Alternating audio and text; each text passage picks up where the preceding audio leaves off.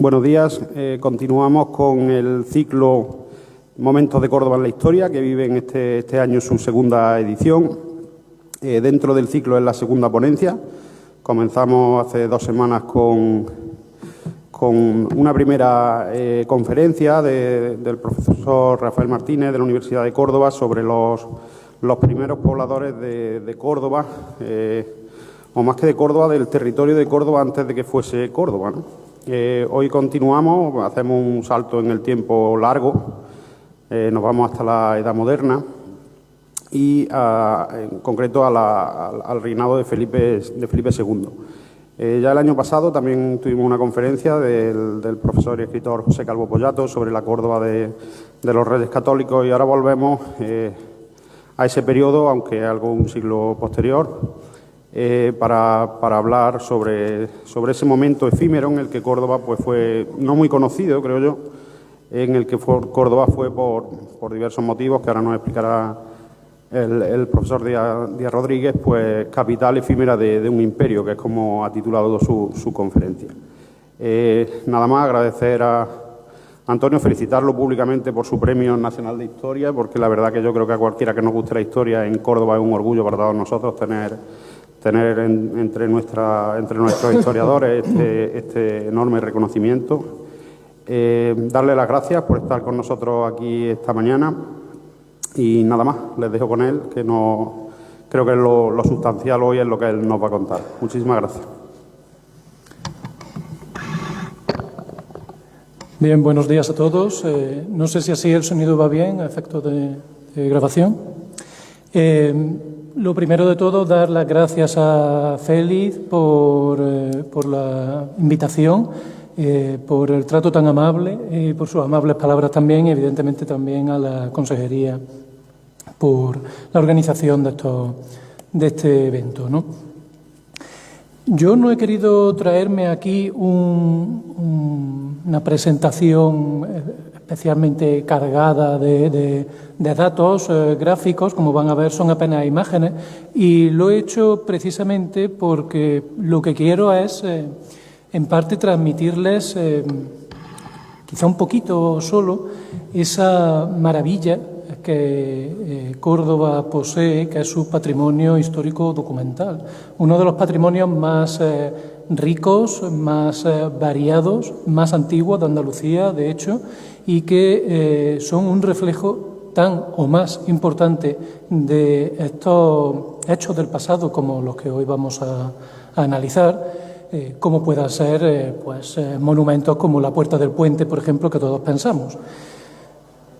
De hecho, este año seguramente han tenido ustedes que oír hablar en varias ocasiones, desde septiembre especialmente, de la batalla de Lepanto, por aquello de que 1571, es decir, estamos en el aniversario. Sin embargo, de lo que vamos a hablar hoy también guarda una relación estrecha con estos hechos, una relación no solamente cronológica, en el sentido de que vamos a hablar de los meses previos, ¿no?, del año anterior, sino porque Córdoba va a tener un papel importante en que lleguen a desarrollarse estos acontecimientos, algo tan sonado como la mayor derrota sufrida hasta ese momento por la que era la mayor potencia musulmana del Mediterráneo. Córdoba tuvo mucho que ver con eso, no solamente por los participantes, que también estuvieron aquí en 1570, 69, sino por la organización misma de esa Santa Alianza que llevaría a la consecución de lo que sería luego Lepanto al año siguiente. Es más, quien liderara esa flota que resultara victoriosa en Lepanto, don Juan de Austria, viene al sur a poner un poco solución a esos acontecimientos que se están desarrollando de una manera como no desea la corona, digamos, con el peligro de la invasión del turco, con el peligro creciente de lo que supone esa rebelión de los moriscos en la Alpujarra que se han levantado contra la corona desde la Navidad de 1568. Este va a ser el hecho que lleve a que Córdoba llega a ser la capital o el centro neurálgico de la monarquía hispánica. Un factor, sobre todo, logístico. Estamos al lado, justamente, de la frontera del antiguo Reino de Granada. Es decir, el rey se va a trasladar aquí en un momento de extrema gravedad para conseguir controlar mejor la situación. Córdoba se va a llenar de soldados de la Guerra de Granada. Córdoba se va a llenar de un universo humano fascinante que queda reflejado precisamente en la documentación que estamos trabajando, ¿no?, para una exposición que vamos a realizar en breve en colaboración con la Junta de Andalucía, con el Archivo Histórico Provincial de Córdoba y la Universidad de Córdoba. Desde 1561, en realidad, la capital está establecida en Madrid. Felipe II ha establecido allí su corte. Allá donde está el rey, allá donde está su corte, está la capital. Ese concepto que hoy tenemos de capital no es tal cual en este momento. En realidad, ni siquiera podemos hablar de que se sirva al Estado. No hay unos funcionarios, por ejemplo, son servidores del rey y, por tanto, la corte es el centro neurálgico de ese vastísimo imperio español, aunque no reciba tal nombre de manera oficial.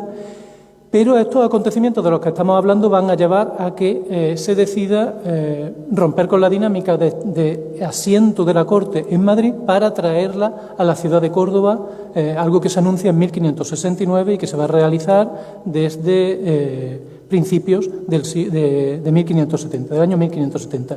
En estos momentos de lo que estamos hablando es de una ciudad marcada por el carácter agropecuario y sobre todo con una identidad eclesiástica. Las ciudades en la Edad Moderna, piensen ustedes que tienen toda una cierta personalidad. Es decir, si pensamos en Salamanca, obviamente pensamos en universidad, es una ciudad universitaria. Si pensamos en Cádiz, una ciudad comercial, una ciudad portuaria. Córdoba, sobre todo, es una ciudad eclesiástica, una ciudad con una de las mitras, uno de los obispados más ricos de España, con un cabildo muy potente en su catedral, llena de conventos, de monasterios, con un número creciente de fundaciones y, de hecho, como ya señalara un historiador, don Antonio Domínguez Ortiz, es una ciudad que llama la atención por el enorme número de clero femenino, de monjas. Es decir, este es el carácter, sobre todo, de la ciudad, más allá de que esté rodeado de unos campos fertilísimos, ubérrimos y que, por tanto, desde un punto de vista agrícola, es también una ciudad de peso. De hecho, desde 1569 aproximadamente, ya poco antes de que se haga oficial el traslado de la corte, de que el rey avise de que se va a trasladar a la corte y se van a realizar cortes, en plural, es decir, el antecedente de lo que hoy entendemos por nuestras cortes actuales de los diputados, ¿no?, por nuestro Congreso de Diputados, se va a trasladar también a Córdoba. Comienza a haber un cierto movimiento del que queda reflejo en la documentación histórica cordobesa. Por ejemplo, en el Palacio de los Páez de Castillejo se celebra el enlace matrimonial entre dos familias muy potentes, una de ellas la de los duques de Medina Sidonia, la otra la de los cabecillas, digamos, de uno de los dos grandes partidos, de las dos grandes facciones cortesanas, políticas si lo prefieren, del momento, que son los ebolistas, y a su cabeza Ruy Gómez da Silva, el amigo íntimo de Felipe II y uno de los grandes pesos políticos enfrentados al Gran Duque de Alba, ¿no? Bien, sabemos sabemos de cuándo entra el rey no va a entrar en enero, va a entrar cuando llega gran parte de la administración a la ciudad, entra más tarde, entra en febrero y sabemos de la decoración de las calles, del cortejo, un poquito quizá al final afeado porque comienza a llover por la noche y estropea un tanto la decoración, pero yo no me voy a detener en eso. Son cuestiones que, de hecho, pues ya se han estudiado por diversos historiadores. Quedémonos simplemente con la idea de que ha llegado el rey y con él han llegado no decenas de personas, miles de personas, cortesanos, soldados, administradores, embajadores, la nunciatura de su santidad entera y, por supuesto, prostitutas, prostitutos también, pícaros, conquistadores de Indias que vienen a cobrar su soldada porque la corte está aquí y si se averigua algo es aquí, banqueros de nivel internacional porque la corte, la capital de un imperio, no puede funcionar sin la banca internacional y aquí van o a bien a trasladarse directamente o a mandar desde Madrid, donde tienen su asiento, a sus principales agentes. ¿Cómo con eso? Pues mucha otra, una realidad humana, digamos, muy compleja. Va a ser el Palacio Episcopal el que acoja a la corte, el que acoja al rey. De hecho, aquí sabemos que nos quedan referencias indirectas en la documentación de cuando la gente va a tramitar algo, cómo estaban en diferentes dependencias del Palacio Episcopal las oficinas del Consejo Tal o de la Inquisición o de el despacho del gran ministro de Felipe II, que va a ser el cardenal Espinosa, ese hombre dicho por Felipe II, cortado a su medida, casi como si fuera un traje, ¿no? Esto no significa que el rey esté siempre en el Palacio Episcopal desde febrero hasta que se marche la corte, sino que va a ocupar también otras dependencias. Luego veremos esto, luego veremos por dónde se mueve un poco el rey por Córdoba. Uno de los motivos por qué se traslada la corte aquí, se traslada el propio monarca, que no es muy dado, como sabrán, pues a viajar, a moverse mucho de su despacho, desde el cual controla ese enorme conglomerado internacional que es la monarquía hispánica, es la celebración de las cortes. Las cortes son una figura de origen medieval y representan la voz de la sociedad de ese momento, la voz de los reinos. Normalmente pues van a tener un brazo que representa a la nobleza, un brazo, unos representantes, unos procuradores que representan al clero y, por supuesto, a las ciudades, ¿no? No tanto a la sociedad de base, digamos, pero sí a esa élite, esa burguesía, para que me entiendan, que controla los ayuntamientos y que manda allí normalmente un par de diputados, diríamos hoy, de procuradores. Esto no va a suceder así en las Cortes de Córdoba y no va a suceder así porque desde 1538 Castilla va a tener una dinámica de cortes muy particular. Al negarse o al plantear problemas la nobleza y el clero de tipo la negociación de nuevos impuestos, de ayuda económica con Carlos V, desde ese momento la corona no va a volver a llamar jamás a nobleza y clero para estar representados en las Cortes. Por tanto, solamente se van a reunir aquí en la mezquita, en la Catedral de Córdoba, en lo que era la sala capitular, esa capilla de San Clemente, que hoy es el espacio museístico que encuentran al final, cerca del Sagrario, ¿no?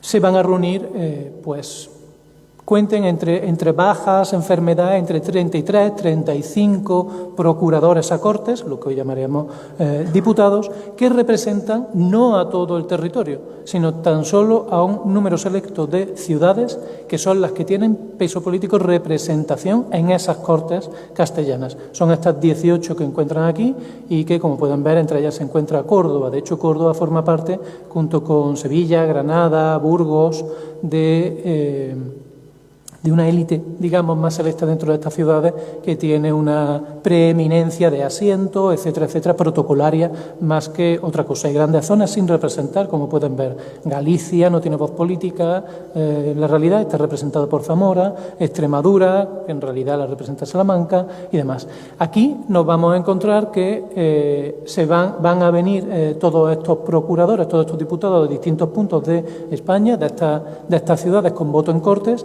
y van a permanecer durante una serie de meses, hasta que en abril el rey decida, a pesar de las quejas de las Cortes y de que esto supone mucho más gasto ahora de traslado de toda esa parafernalia, todo ese aparato, trasladarlas y terminarlas, cerrarlas en Madrid. No se van a terminar las Cortes en Córdoba. De todas maneras, las Cortes cordobesas son muy destacables en un sentido, y es que las Cortes de Córdoba de 1570, junto con las de Valladolid de 1602, van a ser las dos únicas excepciones de Cortes de época moderna que no se celebren en Madrid, que era la Villa Corte y que era también la sede tradicional de las Cortes de Castilla. Por tanto, Córdoba y Valladolid, quédense con esa idea, van a suponer una excepción por motivos bien diferentes, eso sí. Con el rey se traslada la corte, que es ese organismo un tanto informe, sin límites concretos, pero que reúne a todos aquellos que, de un modo u otro, sirven a su majestad, sirven al rey. Todos los miembros de la corte, vamos a meter aquí a las llamadas sabandijas de palacio, que es el nombre que recibían en la época, que son estos bufones, loquillos, personas con algún problema físico, que por cierto eran con los que Felipe II prefería mantener de largo una conversación en lugar de con más de un noble. Más allá de eso, el resto de los cortesanos tiene un oficio asignado. Y una de las características de la monarquía hispánica es que, por el hecho de que estamos hablando de un conglomerado de muchos territorios diferentes, cada uno con su autonomía que se quiere respetar, vamos a tener una corte formada por diversas casas reales. Una cosa un poco extraña, es decir, la corte no deja de ser la casa del rey, la casa de su majestad y sus criados, desde quien le viste hasta quien le lleva la contabilidad, las cuentas, sus cocineros, el que lleva la panadería o el que le asiste en la capilla o a la mesa mientras come.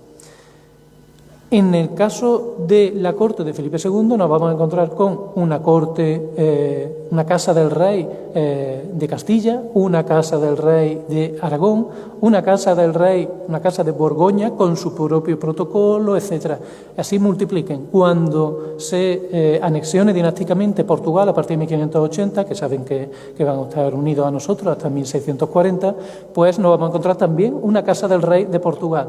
Todos ellos acompañan a Felipe II aquí a Córdoba, con oficios además que se repiten en algo que parece aparentemente irracional, pero que es políticamente muy lógico, porque lo que se va a querer hacer es dos cosas.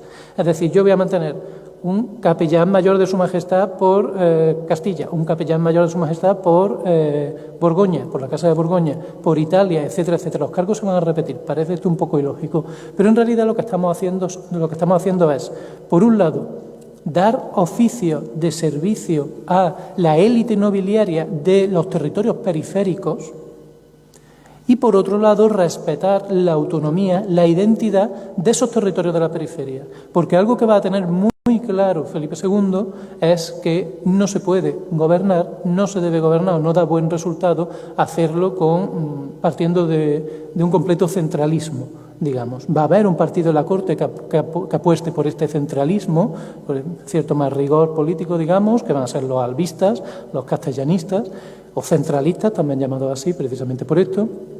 Pero normalmente va a tener mucho más peso el partido papista o albista, otro de los partidos políticos, que apuesta por dar su espacio a los diferentes territorios, ¿no? A Andalucía, a los Países Bajos, a Portugal en un futuro, a Cataluña, a Valencia, a Nápoles, etcétera, etcétera. Es decir, con el rey, con la corte, viene, por supuesto, y para empezar, príncipes, nobles, de todo tipo. Aquí le he querido traer los retratos de estos dos sobrinos de Felipe II, el archiduque Rodolfo, que es un poquito mayor, tendrá unos 17 años, calculo, hablo de memoria, a estas alturas, y va a ser el futuro emperador del Sacro Romano Imperio Germánico. Y a su lado su hermano, un año menor, el archiduque Ernesto. Rodolfo y Ernesto vienen con Felipe II y de hecho van a quedar reflejo en documentación como la que se encuentra en el Archivo Histórico Provincial de Córdoba, en la que nos encontramos además a su ayo.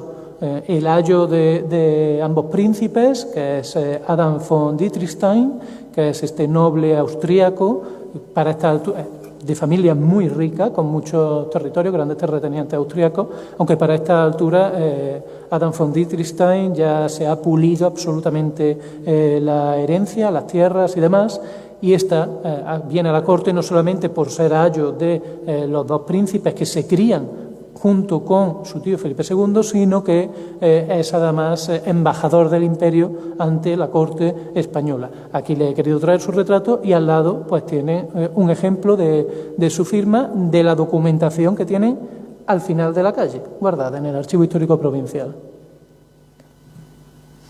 Por supuesto vienen muchísimos embajadores, no solamente Dietrichstein. Viene el embajador de Francia, viene el embajadores de república y estados italianos y la nunciatura de su santidad por completo. La nunciatura que en este momento la ocupa Monseñor Giovanni Battista Castagna, un personaje bastante interesante porque, bueno, lo eran todos los nuncios porque él es un obispo genovés que va a tener una relación bastante estrecha, se va a llevar muy bien con Felipe II. Y después de ser nuncio, estar aquí en Córdoba, en 1590, cuando muera el Papa, va a ser elegido Papa.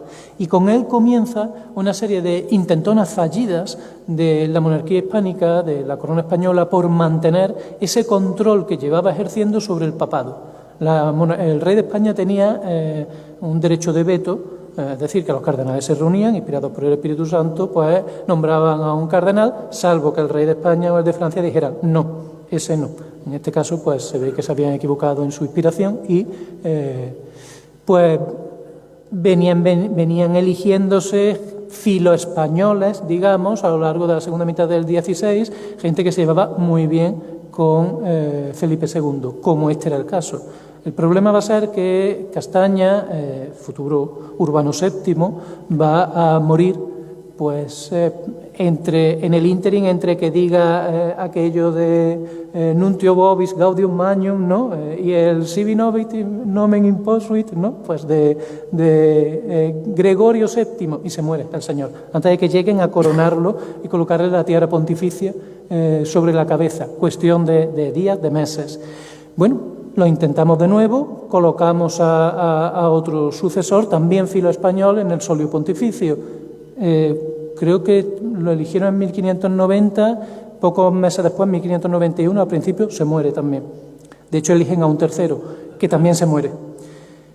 Y, bueno, se muere o aparece muerto. Ya saben ustedes, el papado en este momento, pues casualmente al tercero que aparece muerto ya eligen a un cuarto, que es filo francés, en este caso. Y este sí ya que no se va a morir durante bastante tiempo. Y aquí ya van a cambiar las tornas. Por tanto, el nuncio Castagna, que está aquí en Córdoba, marca también el comienzo de esa cierta pérdida ascendiente de la corona española sobre los papas, ¿no?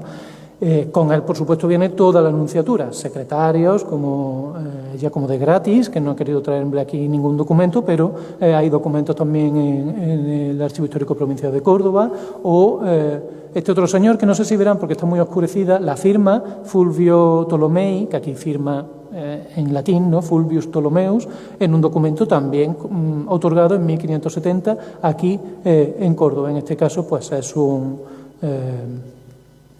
otro de los funcionarios de esta nunciatura. El hecho de que venga la nunciatura aquí además va a cambiar las cosas para Córdoba porque va a situar la ciudad dentro de una red internacional mucho mayor de mercadeo, digamos, con cuestiones eclesiásticas, de beneficios eclesiásticos, dispensas, matrimoniales, etcétera. Y se van a venir aquí pues agentes, se va a estructurar como un nodo más, mientras que hasta ese momento solamente lo era Sevilla. Pero bueno, todo esto nos daría para hablar de lo que es el mercado curial, al que dediqué el libro premiado que antes aquí Félix mencionaba, y sería pues, muy largo, digamos, de contar. No solamente vienen embajadores, no solamente vienen grandes nobles, sino que viene todo el aparato administrativo. Bien que estamos hablando de un imperio, cierto, pero también es verdad que la monarquía española no piensa entonces como en un ejército de funcionarios como el que habría hecho falta, ¿no? Como el que, por ejemplo, hoy podría existir. Estamos hablando de un número más limitado de personas. Entre ellas, por encima de todas ellas, el gran peso político lo tiene don Diego, cardenal Espinosa, que es este hombre que, como decíamos antes, está como cortado a la medida perfectamente de Felipe II. Es el servidor ideal, el hombre competente, eficiente, eficaz, que sabe controlar además las diversas facciones de la corte, aunque de eso ya se encarga el rey, de ponerlos a pelearse un poco a unos con los otros, pues para que ninguno tenga especial peso ni influencia sobre él, que es el último que tiene que controlarlo todo. Espinosa, de hecho, llega aquí a Córdoba, va a presidir va a estar sentado pues, en uno de los extremos de la capilla de San Clemente cuando vayan a la catedral, ese espacio museístico que tienen al final, pues ahí va a pasar varios días Espinosa presidiendo las Cortes, porque él ocupa un cargo importantísimo como es el presidente del Consejo de Castilla. En la época no existen ministerios.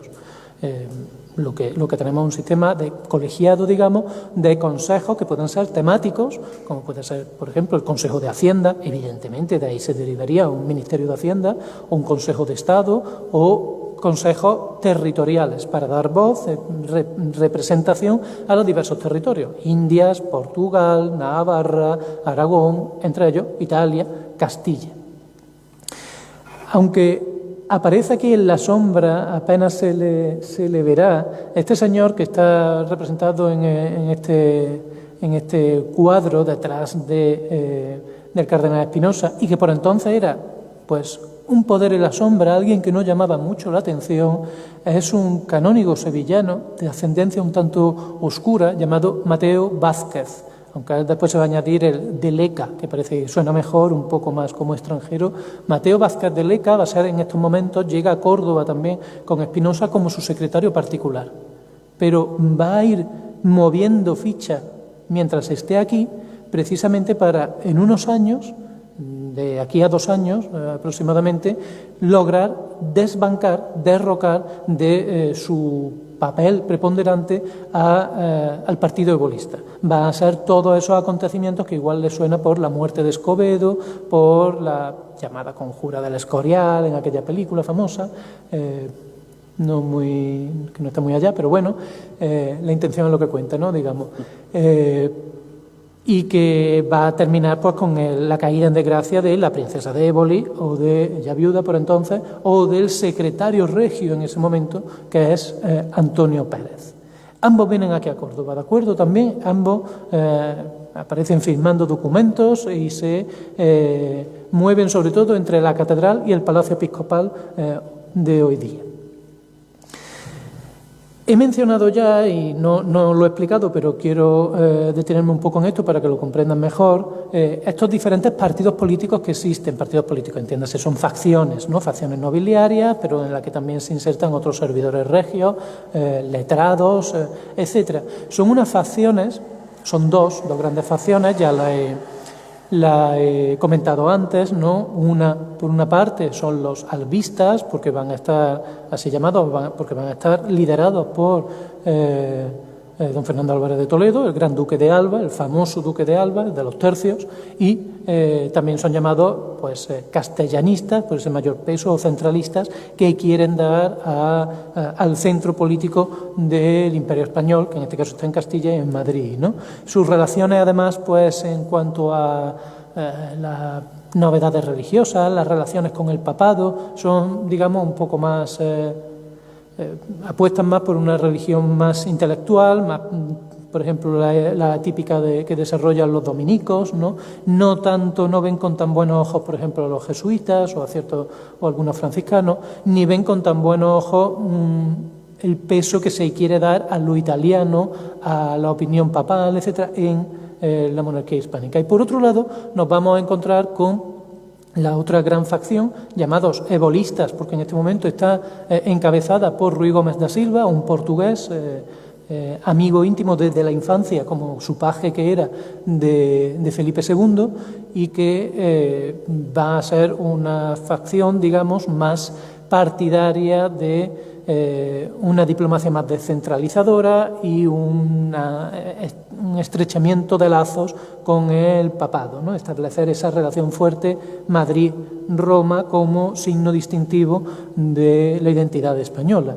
Son facciones que no se quedan en lo cortesano, en lo, bueno, pues simplemente esa esfera, esa burbuja aislada del resto de la sociedad, sino que se hunden sus raíces, llega esta maraña de partidos políticos a todos los ámbitos del poder regional y local, de la administración, de la Iglesia, de la justicia, de las universidades. En todos lados hay alguien que, si rascamos un poquito, comprendemos mejor su comportamiento por el hecho de que Está apoyado por unos o apoya a unos o está apoyado por los otros. ¿Es un ebolista o más o menos se acerca a este árbol, ¿no?, que le da sombra, o es un castellanista?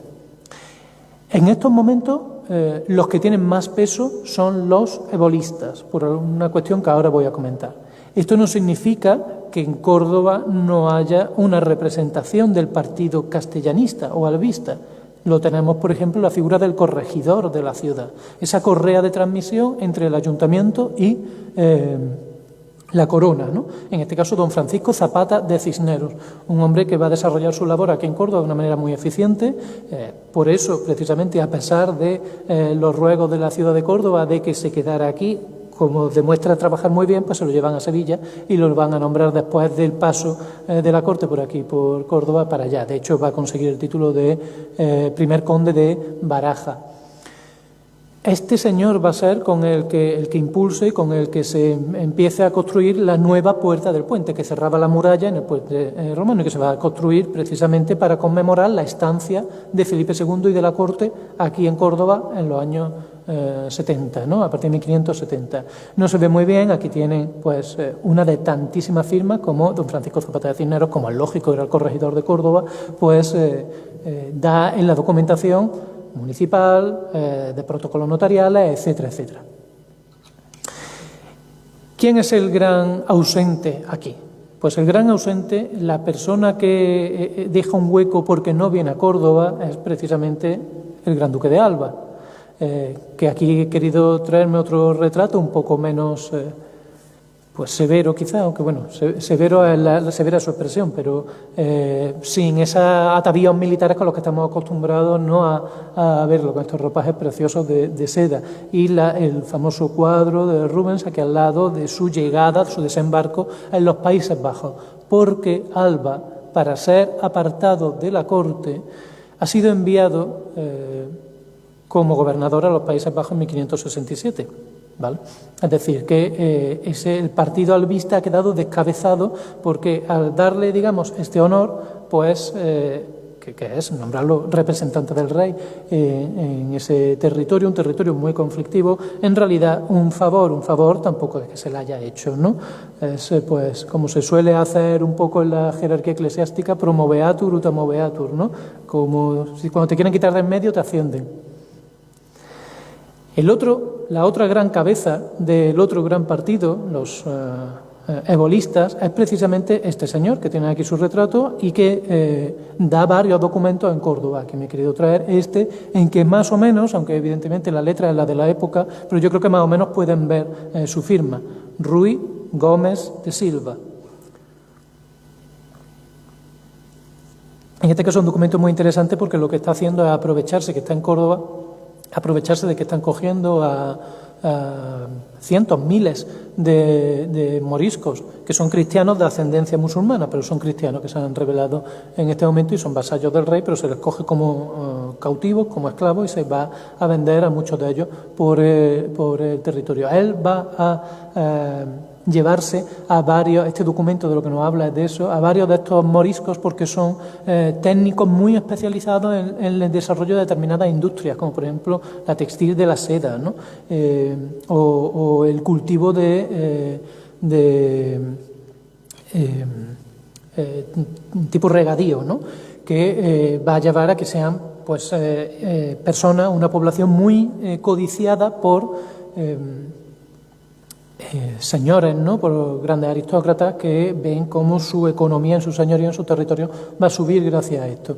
Este Ruy Gómez da Silva lo que está haciendo aquí, entre otras muchas cosas, como reforzar los lazos y el peso en Córdoba de la facción que representa, es aprovechar esta salida de población del Reino de Granada para llevársela a Pastrana o a otros territorios de su dominio.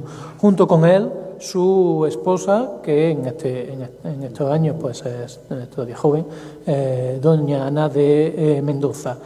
Por sí, doña Ana de Mendoza y de la Cerda reúne montones de títulos. Es segunda princesa de Emélito, segunda duquesa de Francavilla, o Francavilla, porque es un título italiano que es castellanizado, pero es conocida por casi todos más bien por el título que tiene su marido en estos momentos, que es bastante mayor que ella, por cierto, el príncipe de Éboli, princesa de Éboli.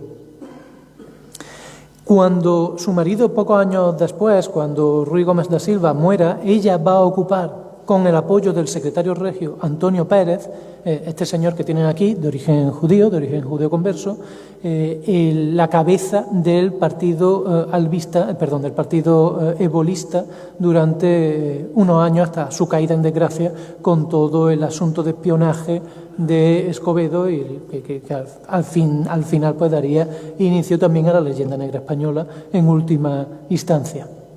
Antonio Pérez va a desempeñar un papel también muy importante y también viene aquí a Córdoba. Pero estas facciones, como decía antes, se plasman más allá de la corte, más allá de la administración, como es el caso del corregidor Zapata de Cisneros. Aquí está de obispo en este momento este señor, que es don Cristóbal de Rojas y Sandoval, un miembro de la más alta nobleza española, que además va a ser el que está formando, como su tío que es, al futuro valido de Felipe III, el ultracorrupto duque de Lerma, ¿no?, que acabaría como cardenal precisamente para salvar la cabeza. He querido traerme una de las firmas que nos encontramos en los protocolos notariales cordobeses de este obispo, en este caso firma como Cristóforo, obispo de Córdoba, ¿no? Rojas y Sandoval es un ebolista. Rojas y Sandoval pertenece a la facción que lidera Ruy Gómez da Silva en este momento y que acoge al rey. Por tanto, Córdoba y la corte que se aloja en el Palacio Episcopal va a haber reforzado los lazos, el peso de ese partido frente a los castellanistas que no tienen cabeza en este momento. Y además sumemos que en el cortejo de entrada a la ciudad viene con Felipe II una de las personas que tiene más influencia sobre su conciencia. Una conciencia además muy escrupulosa, como sabemos, que representa además a quien para Felipe II, para el rey, era el arquetipo de clérigo reformista, íntegro, moral, un franciscano llamado Fray Bernardo de Fresneda. Fray Bernardo de Fresneda no es muy bien quisto por la facción castellanista. Fray Bernardo de Fresneda, que llega a la ciudad, es también un albista, es decir, este partido viene a reforzarse más. Y además, aquí en Córdoba comienzan a moverse las cosas en lo eclesiástico y tras la muerte del arzobispo de Sevilla, apenas un año después de que se marche a corte, o sea, en 1571, nos vamos a encontrar con que Rojas y Sandoval es promovido al arzobispado de Sevilla y Fray Bernardo de Fresneda, que era el confesor real, es colocado como obispo de Córdoba. Van viendo ustedes cómo el partido ebolista también, el rey también, para premiar su acogida aquí en Córdoba, va moviendo a los diferentes peones, ¿no?, de la corte. Otro ebolista más importante que viene a Córdoba y da varios documentos, como este que aparece aquí firmado por él, es don Fernando Carrillo de Mendoza. Don Fernando Carrillo de Mendoza había sido embajador en Portugal, era de hecho mayordomo de don Juan de Austria, el que está dirigiendo la ofensiva en Granada, al otro lado de la Subbética, al otro lado de la Alpujarra, y que luego, más tarde, va a ser quien lidere la flota, capitane la flota de Lepanto en 1571. Y está aquí don Fernando Carrillo de Mendoza porque es su mayordomo, es decir, quien desempeña ese oficio cortesano y está en la ciudad de Córdoba por una cuestión logística desde antes de que vengan otros miembros de la corte. Para él, de hecho, 1570 y su estancia en Córdoba va a ser fundamental, va a ser el año de los cambios, los años de culminación de su carrera. Va a ser nombrado asistente y capitán general de Sevilla ese mismo año 1570 y ese mismo año 1570 tiene la desgracia de que fallezca su padre y en este caso pues eso se traduce en la fortuna de que es nombrado para los cargos que desempeñaba su padre en la corte, halconero mayor del rey y además sucede al progenitor como séptimo conde de Priego. Ojo, no marqués de Priego, no estamos hablando de Priego de Córdoba, ¿de acuerdo? Es un título diferente en Castilla. Quizá le ha llamado la atención un poco lo de halconero mayor o un mayordomo de don Juan de Austria. Como digo, los oficios es lo que marca ese aunque puedan parecer repetidos, aunque puedan parecer una cosa un poco incluso banal, ¿no? Gentilhombre de la boca de su majestad, gentilhombre de su millar de cortina de su majestad, etcétera, pero es lo que da identidad y identifica el puesto que uno ocupa en la corte. Por ejemplo, la famosa pintora Sofonisba Anguissola, que es la que hace el retrato de Felipe II que he colocado antes, este famoso de negro con el rosario en la mano, ¿no? Y el sombrerito ¿no? Pues en realidad no es definida como pintora. Eso no es lo que le da carta naturaleza en la corte. Lo que se le da es desempeñar el oficio de dama de la reina. Pues igual, este señor es mayordomo de don Juan de Austria y luego halconero mayor del rey. Y todos estos nobles, además, van a recibir un pequeño salario por es lo que son los gajes del oficio cortesano, lo que hoy llamamos, de ahí viene nuestra expresión, gajes del oficio, ¿no? Y con esto, además, lo que se pretende es atar en corto a la nobleza. De aquí se va a escapar quizá un poco pues, el duque de Medina Sidonia, algún otro individuo que anda retirado de la corte, pero lo que se quiere es atraer a todos estos nobles, sobre todo los más poderosos, a la corte para hacerlos dependientes del rey, de sus mercedes, de sus favores, de la ambición que puedan tener por un cargo en la corte, por un oficio, y de esta manera hacerlos, digamos, gravitar en torno a ese centro, a ese sol que es el monarca, y no que pues, puedan tener en sus territorios, alejados del control regio y del centro político, pues veleidades peligrosas, ¿no?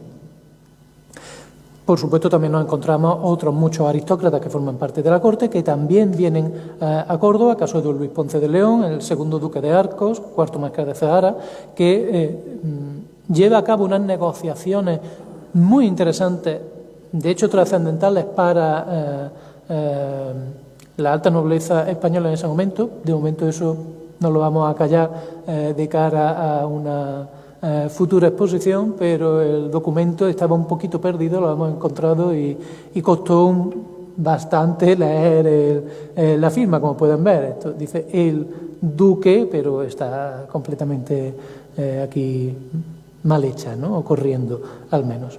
Nos encontramos también personajes como el conde de Buendía, don Juan de Acuña, por supuesto todos los funcionarios, entre comillas, funcionarios de la administración. He querido traer apenas un par de ejemplos como muestra, tipo, por ejemplo, el tesorero de Castilla, Juan Bernardo de Quirós, un hombre que intenta en estos años, precisamente en 1570, reformar la hacienda española, sin éxito. O, por ejemplo, Melchor de Herrera. Poco después de estar en Córdoba, don Melchor de Herrera, porque va a conseguir que el rey lo nombre. En estos momentos, cuando llega a Córdoba, él es consejero de Hacienda y tesorero general del rey, un hombre muy importante, y va a ser nombrado más tarde marqués de Auñón, ¿no? El primer marqués de Auñón. Nos encontramos además con personajes, otros personajes de la administración, como Diego de Vargas. En este caso era un secretario para los asuntos italianos, pero poco antes de que se traslade a corte a Córdoba, unos años antes, se ha creado el Consejo de Italia para darle mayor entidad a los asuntos italianos, algo que no ha gustado mucho al virrey de Nápoles, porque el virrey de Nápoles representa ya al rey, pero está al otro lado del Mediterráneo y hacía y deshacía pues un tanto como él quería. Digamos, tenía bastante independencia. Claro, con un consejo formado por especialistas en estos asuntos, etcétera, ya no hay tanta libertad, no hay un lazo tan largo. ¿Qué es lo que va a hacer el virrey de Nápoles? Comprar directamente a Diego de Vargas. Diego de Vargas, lo sabemos por la documentación, por ejemplo, veneciana, por las memorias de los embajadores, era un señor, parecía, me va a permitir la expresión, una mosquita muerta, pero en realidad movía fichas en la corte de una manera tremenda, y todo por su interés. Es bastante corrupto. Es más, se le ha incoado un proceso de corrupción movido por el cardenal Quiroga antes de los años 60, pero para cuando llega aquí a Córdoba se va a solucionar todo. Probablemente porque él mete en sus negocios sucios, en sus negocios turbios, pero bastante provechosos económicamente, a aquellos mismos que lo estaban investigando. Es decir, que toda la situación acaba bien para él. Por supuesto, yo no me voy a detener más, para ir un poco más deprisa. Nos encontramos con vasallos de su majestad, nobles que vienen de América, que vienen de Italia, como el caso, por ejemplo, de Francesco Sforza, este conde de Borgonovo. No se ve muy bien aquí, pero firma muy grande: yo, el conde de Borgonovo. O Borgonuovo, también se puede decir, que en este caso es vasallo de Felipe II, en tanto que Felipe II es duque de Milán también. Toda esa zona norte de Italia también pertenecía a España. Con él vienen, por supuesto, pues muchos italianos, sobre todo genoveses, representantes de banqueros italianos, de casas comerciales florentinas, napolitanas, genovesas. Pues le he querido traer aquí algunos ejemplos, como este Octavio Spínola, un nombre quizá el apellido le suene, Cesare Ambrosia o este Tofino, ¿no? Alfonso Tofino. Y, por supuesto, todo un universo de individuos que llenan de repente Córdoba, una ciudad que en los años 50 se movía en torno a los 40 y tantos mil habitantes. Para estas fechas pues quizá roce los 50.000, pero que de repente ve cómo empieza a llegar gente de todas raleas, de todas partes del mundo. Me he querido traer solamente un ejemplo, porque es un caso bastante interesante, que es el del capitán Juan de Aguirre de Garibay. Juan de Aguirre está aquí en Córdoba, se aloja por aquí cerca, de hecho, y va a dar varios documentos. En este caso me he traído el mapa de la Florida en lugar de su firma, porque de todas formas pues la firma tampoco es muy legible, pero él, si es conocido, es precisamente por ser uno de los conquistadores de la Florida, bajo el mando del famoso Pedro Menéndez o Méndez de Avilés, de este asturiano. Este señor pues no viene aquí a Córdoba a presentar al rey información sobre la fuente de la eterna juventud, por ejemplo, que andarán buscando los españoles por la península de la Pascua Florida, sino directamente a pedir dinero que se le debe, como tantísimos soldados vienen desde Flandes, Granada, América, de una vida de soldada como alférez, como capitán. Él va contando en el documento prácticamente todo su currículum militar, su currículum castrense, y pide pues que se le paguen 1.080 ducados de oro, que no es moco de pavo para la época, teniendo en cuenta que pues esto podía ser el sueldo anual de un miembro de la élite eclesiástica de la ciudad, un racionero medio, por ejemplo, en Córdoba. Terminemos dando algunas pinceladas sobre, bueno, ¿y qué pasa aparte de la corte, de estos movimientos políticos, de las cortes que se reúnen, de la guerra de las Alpujarras, de toda esta gente que viene? Bueno, pues sabemos que el rey no solamente está en el Palacio Episcopal, también se aloja durante la Semana Santa en este pues, punto idílico de la serranía cordobesa, que es San Jerónimo de Valparaíso. Y de hecho, estando allí, tenemos una anécdota jugosísima contada por un cordobés, que la cuenta años después a un conocido médico del Papa, que le escribe en latín, yo me la he traído traducida, que es don Andrés de Córdoba. Más tarde sería nombrado obispo. Todos los que vienen a Córdoba, toda esta gente que acude con el rey, que atiende al rey en Córdoba, va a ser premiada luego con cargos, ¿no? Por tanto, es importante venir aquí. Y en este sentido, pues me recuerda un poco, descubren, estando el rey aquí en Córdoba, hacen una excavación y descubren una antigua bodega, pues seguramente sería alguna explotación fundiaria de árabe o rumana, no sabemos, ¿no? Y perfectamente conservados dentro de las tinajas de barro, restos de vino y de lo que parece aceite. No piensen tampoco en un Felipe II vestido de Indiana Jones aquí viendo manchándose de polvo, sino que baja pues este señor, futuro obispo, que en ese momento es un paje, ¿no?, que sirve al rey aquí en Córdoba, y que es el que baja y prueba eso que queda ahí, ¿no?, ese aceite, ese vino. Bueno, si se tiene que morir alguien, ¿no?, que se muera el paje y no, evidentemente, el cardenal Espinosa, por ejemplo, o Felipe II. El que llegara la corte a Córdoba, el que Córdoba se convirtiera en el centro neurálgico de un imperio global, significa además que económicamente, socialmente, se revoluciona la ciudad. Una ciudad que hasta ese momento pues, había sido corte antes, ya con los reyes católicos un siglo antes, más de un siglo antes. Pero para estos momentos estamos hablando de una ciudad, como decía, agropecuaria, más provinciana, rica, pero de un carácter más eclesiástico, más cerrado, digamos. Sin embargo, que llegue la corte aquí significa que llegan grandes banqueros que empieza, digamos, como un peso, como un centro de gravedad, ciertos circuitos comerciales y financieros a moverse hacia Córdoba o desde Córdoba. Significa también que se llena la ciudad de soldados, de pícaros, hay quejas por problemas en las calles, ¿no? Por supuesto, con la corte vienen muchas más prostitutas. Piensen solamente lo que significa dar de comer a tanta gente. Tenemos preciosos documentos de cómo los panaderos de Córdoba, aquí en el Archivo Histórico Provincial, no dan abasto para servir tantísimo pan a tantas casas nobiliarias. Documentos en que se nos describe al detalle mínimo cómo pues no queremos el duque de Medina Sidonia, el conde de Olivares, la condesa, etcétera, un pan cualquiera como el que se hace en Córdoba para un cualquiera.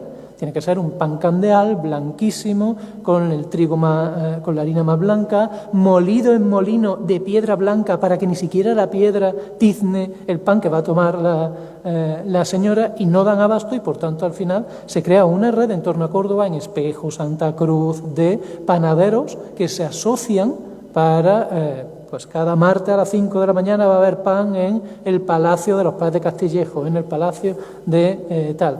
Piensen lo que significa que vengan cientos de personas, de repente tienen que buscar acomodo locales. Tenemos documentación de cómo pues, los herreros de las caballerizas de Felipe II, que uno de los temas que vamos a ver precisamente va a ser el tema del caballo andaluz. Poco después se van a crear las caballerizas en parte de las dependencias del Alcázar, de la Inquisición en ese momento, justamente en los años 70 también. Necesitan herrerías, se alquilan herrerías por cordobeses, por herreros cordobeses. Ministros, embajadores, funcionarios, simples secretarios, soldados que necesitan posada, que necesitan donde quedarse. Por tanto, en estos meses, como uno no sabe si el rey va a permanecer 15 días, raro, un año o 3 meses, se da una burbuja especulativa brutal en el ambiente, en el ámbito inmobiliario, es decir, los alquileres suben muchísimo, porque el señor secretario de la Nunciatura se tiene que quedar en alguna parte. Y como no sabe cuánto va a durar el alquiler, pues suben muchísimo los precios. Este año hemos estado celebrando Lepanto, esa batalla que supone esa victoria por primera vez producida gracias a la alianza entre potencias cristianas contra la gran potencia del Mediterráneo oriental, que es el Imperio Otomano. Pero quizás se nos olvida que si esto es posible, no es porque surja de la nada en 1571. Se llevan a cabo unas largas y arduas negociaciones, sobre todo por el papado, para que España participe, porque va a ser la potencia que realmente lleve la voz cantante, aunque participa también Venecia, Génova, etcétera, Malta, pero va a ser la potencia que lleve la voz cantante, y por tanto se da el mando a don Juan de Austria, que ha pasado por Córdoba cuando sale de la guerra de Granada en 1570. Es aquí, en Córdoba, donde se fragua Lepanto.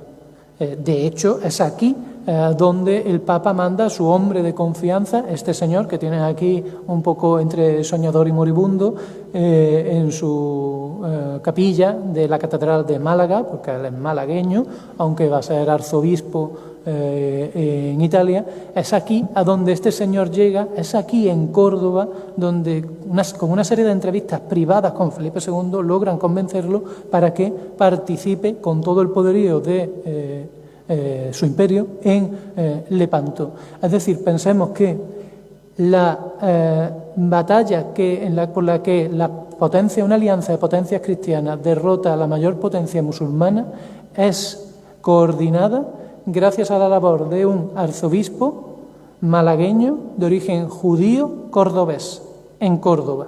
No me digan que no es fascinante. Es solamente un puntito, digamos, es solamente una migaja de todo ese interesantísimo universo del que no queda como único rastro las piedras o los cuadros. El pasado no es algo plano como este cuadro de Lepanto, algo estático como esta escultura de don Luis de Torres. El pasado es un tejido de una urdimbre compleja, de una trama compleja y en movimiento, ¿no? Realmente fascinante. Y gracias a precisamente la documentación como la que tenemos en el Archivo Histórico Provincial de Córdoba u otros archivos que conforman ese riquísimo patrimonio que es de todos ustedes, de los cordobeses, podemos conocerlo mejor, ¿no? Esto era todo lo que yo tenía que decir porque ya me he pasado bastante del tiempo, así que muchas gracias por escucharme.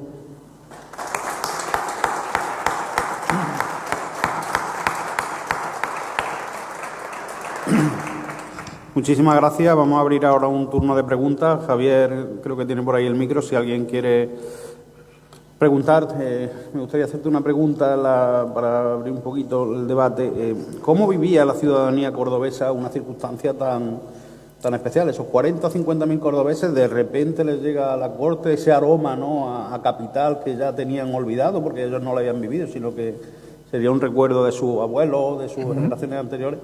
¿Qué nos dicen las crónicas o los documentos? ¿Cómo lo viven, ¿no? Aparte de eso que has contado de los panaderos y a nivel profesional. O inmobiliario, ¿no? Se vive sobre todo con expectación porque se anuncia antes, se anuncia en 1569, claro está, estamos movilizando el aparato administrativo, la corte, etcétera, y se vive con expectación por el pueblo llano porque es un momento de oportunidad tremendo que no se sabe cuánto va a durar. Porque, insisto, el rey, de hecho, va a permanecer aquí en Córdoba.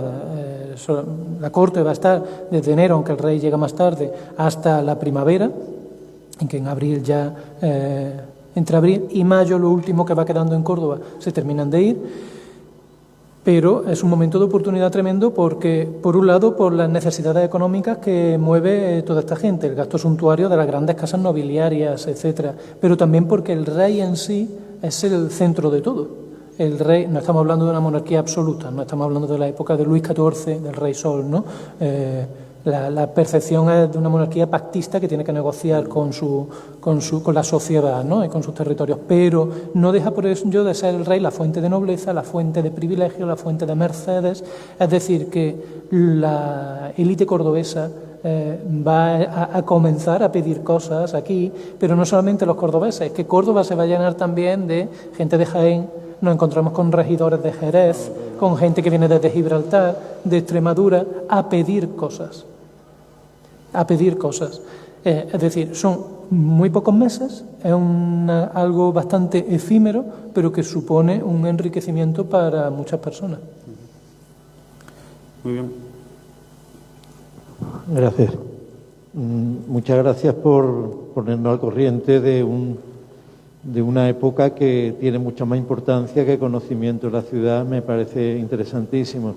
Y dada la importancia de la incidencia de la corte en Córdoba, ¿cómo influye en temas de urbanismo y arquitectura si se reforman cosas de la ciudad? Parece que en ese momento se hace la puerta del puente como símbolo de entrada jerarquizada para el monarca. Parece que la catedral se está construyendo, aunque a iniciativa ya de su padre y todo esto, y se instala en el Palacio Episcopal, pero todas esas casas nobles no sé si la Casa de Medina Sidonia, ya existía el Marqués del Carpio, Viana, todo eso, ¿surge en ese momento o hay transformaciones urbanas? ¿Hay alguna entidad arquitectónica interesante de ese momento? Gracias. Bien, la Puerta del Puente misma en realidad tarda más en llevarse a cabo la obra, que como saben participa Hernán Ruiz, etcétera, pero aunque comienza en este momento no va a terminar la ejecución misma hasta unos años más tarde. Es decir, que la corte se va, llega a 1571, la puerta sigue ahí, etcétera. Va a haber varias intervenciones arquitectónicas, sobre todo, yo no diría tanto en ese momento preciso, porque al fin de cuentas estamos hablando de unos meses, ¿no? Pero sí a consecuencia de que esté la corte aquí. Sobre ello hay un libro magnífico sobre urbanismo y reforma urbanística en la Córdoba de los siglos XVI y XVII, que le recomiendo, y que trata precisamente de todas esas intervenciones como puedan ser, pues, las del 16 me refiero, como puede ser la Cuesta de Luján, que tenemos aquí cerca, como puede ser la propia Corredera, ¿de acuerdo? Como pueden ser actuaciones en varias fuentes, pero en general no hay a nivel particular pues viene el rey, vamos a construir palacios nuevos, a nivel particular, por la nobleza. El Palacio de los Páez de Castillejo es uno de los más llamativos en este momento, pero las obras no son de 1570, son previas, ¿no? Son de antes. Hay alguna intervención, pero no diría yo tanto que sea de este mismo momento, en 1570. Es más bien a consecuencia de haber estado la corte aquí. También pensemos en una cosa. Córdoba en ese momento está, digamos, en el culmen socioeconómico de su trayectoria a lo largo de época moderna. A partir de la década de los 80, una década después, va a comenzar también un lento declive que bueno, no es tanto a lo mejor como el que hemos pensado hasta ahora, porque va a seguir teniendo mucha importancia cuestiones como la producción agrícola, pero también la industria textil, la industria de los cordobanes, de los guadalmeciles, la platería, ¿no? Aquí, de hecho, entre el público pues hay uno de los grandes especialistas en la cuestión, el profesor Rafael Girón. Y, sin embargo, Córdoba va a entrar ya en el siglo XVII en un periodo de crisis del que no va a sacar cabeza, realmente. Es decir, hay intervenciones eclesiásticas urbanísticas, resumiendo, pero no es un gran programa un gran programa relacionado estrechamente con el hecho de que esté la corte aquí. ¿Alguna pregunta más? Pues concluimos, dar de nuevo las gracias al profesor Díaz Rodríguez por su amabilidad de estar aquí esta mañana de sábado y de acercarnos este momento histórico de Córdoba, desearle que se prepare muy bien la exposición, que yo creo que va a ser un hito y un momento muy bonito de ver, todos los documentos relacionados con este momento histórico. Recordar que ahora acabamos con esta conferencia, la programación de noviembre del Teatro Cómico, después ya seguimos la de diciembre, ya hasta el día 18, el próximo jueves 2 vuelve el ciclo que estamos haciendo por el centenario del pintor Ginés Liébana, con una conferencia sobre sus diarios. El sábado 4 también del ciclo de Liébana, el próximo sábado, con Juan Carlos Reche, el director del Instituto Cervantes de Roma, que va a estar hablándonos sobre la poesía de Liébana, y luego continuaremos la siguiente semana con un nuevo encuentro en el Cómico, que son encuentros que estamos llevando a cabo con diferentes artistas de la ciudad, que ahora los siguientes son Trinidad Montero, la Trini, cantante, y Gerardo Olivares, el director de cine.